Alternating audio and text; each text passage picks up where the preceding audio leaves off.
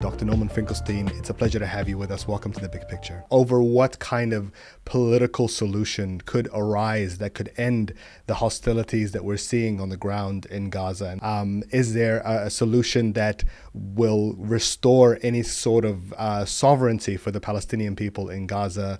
There's also a lot of skepticism about that. But from your perspective as somebody that has studied the political nature of Hamas, of Gaza, and of Israel's relationship with it, what is the moment that we're in right now? And from your perspective, what do Hamas and Israel want, and what are they actively trying to achieve? I don't believe there is in the foreseeable future, now or in the foreseeable future, any solution to the situation in Gaza. And I think it's utterly pointless to squander time discussing that question or allowing it as a distraction from what needs to be focused on now. Now, why am I so pessimistic? Why am I pessimistic? I'll give you my reasons.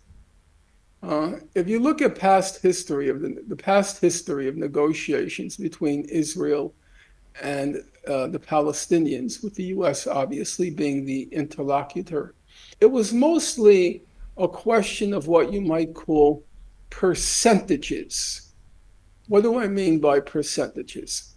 So let's look at Camp David in 2000, the negotiations between Ehud Barak, Yasser Arafat, with President Clinton presiding, or look at Annapolis, the negotiations in 2007, 2008. If you look at, 2007, 2008. If you look at those negotiations, basically there are four major issues in the Israel-Palestine conflict. There's borders, settlements, refugees, and Jerusalem. Those have been considered the four critical issues. So, without going into what the law has to say in this subject, I want to just look at what the negotiations had to say about the subject. So if you look, let's start with settlement. Well, let's start with borders. The question was, under the law, and I said I won't go into the law, but under the law,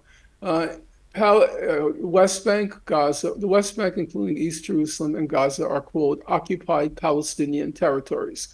That was affirmed by the International Court of Justice in an advisory opinion in July 2004. So those are occupied Palestinian territories. As a practical matter, the question became, how much territory could Israel annex from the West Bank in pursuit of a final settlement? So Israel wanted to annex roughly, I'm not going to go into all the details, roughly about 10% of the West Bank. They gave some forms of what were called land swaps elsewhere in Israel in exchange for a partial exchange for the 10% it wanted to annex. So there you could say the Palestinians were willing to let Israel annex roughly 2%. So it was 10% versus 2%. On the question of settlements, Israel wanted to retain in place about 80% of the settlers. The Palestinians, in what were called settlement blocks, in the Annapolis negotiations, Olmert, who was the prime minister at the time, he wanted to retain 87% of the settlers. The Palestinian position was 60% you can keep in place, 60% of the settlers, but they can't be in these blocks, settlement blocks, because they would then undermine the territorial contiguity of a Palestinian state. Mm-hmm. Without going into any more details, my point is it was a question of percentages that they were arguing about. Finally, they couldn't reach a settlement. Oh, there's also a question, the percentage of refugees who could return. So it was all about percentages. At this point, there's no basis whatsoever for any agreement between the two sides. Israel is not willing to relinquish 1 square dunam of land in the occupied Palestinian territories. So we're so far away from where the negotiations stood in the 2000s, and even there, the gap proved to be unbridgeable. So now you have this government which won't accept a state anywhere, not even a telephone booth with a flag called Palestine affixed aloft on it. So there's no basis right now to talk about a settlement. It's a complete, in my opinion, waste of time. And that brings us to the second aspect of the question you asked. What does each side want? And there too, I think there's simply no grounds for any optimism, and the grounds are only grounds of pessimism. Israel has set 2 goals since October 7th. Goal number 1 is to inflict a devastating military defeat on Hamas, to restore what it calls its deterrence capability.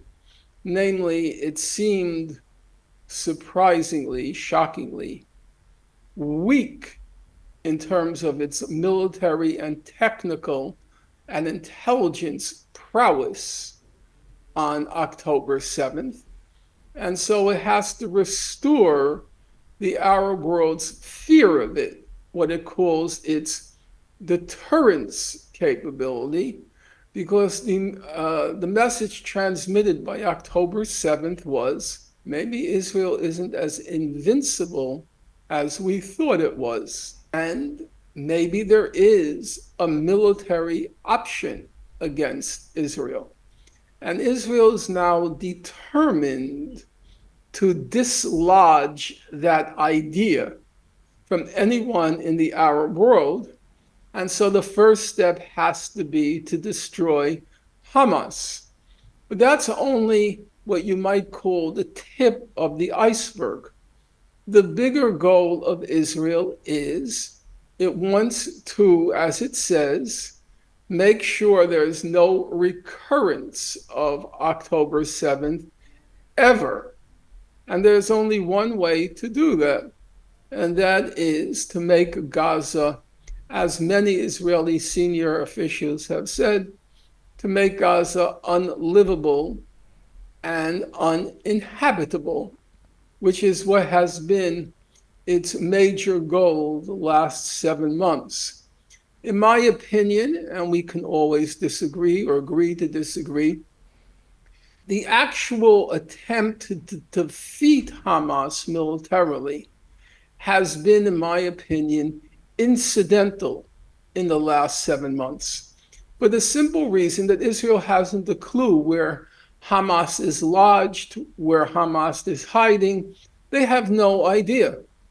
Now, if you look at former Israeli, what it calls operations in Gaza, what you basically high-tech murder sprees. If you look at Operation Cast Lead in 2000, if you look at Operation Protective Edge in 2014, one of the notable things about the soldier testimonies, the Israeli soldier testimonies, is one after another, they said, and they're voluminous at this point, they never saw a Hamas fighter.